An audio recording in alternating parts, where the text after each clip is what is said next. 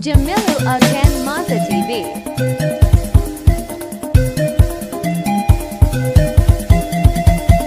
‘Yan mata zo ki bi ni, za ki huta ba ƙarya. Sunana Jamilu, ni Jamilu na tara ga kudade ga gidaje, motoci na aje, kamfanoni ba adadi. Za ki huta zan kai ki har London, har China, India zan kai ki, za ki huta. Danginku zan kai su Madina, dan Allah zo ki zauna, zo ki bi ni. ‘Yan mata ni Jamilu, yarana sun karba kudadena. Dangote ya karba, jari ne ya yoshi, har da buwa na bashi. Ya karba ya ki bani, matawalle na bashi, gwamnoni na basu.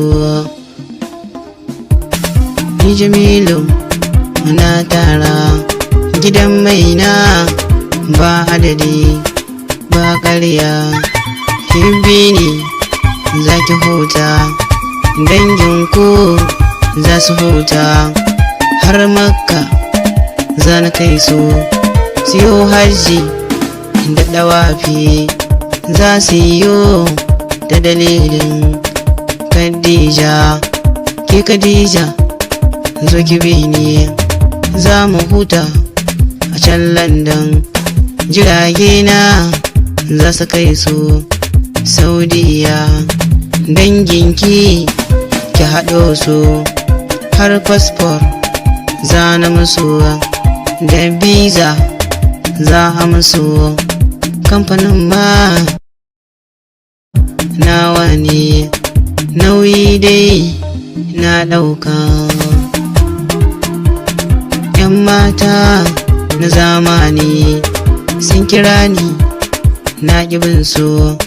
Hadiza gaban ma ta kira ni, ga Maryam tana kolin na ɗagawa. Ga Fati ta kira ni, tana kuka menene. Jamila yar na gudu ga rara.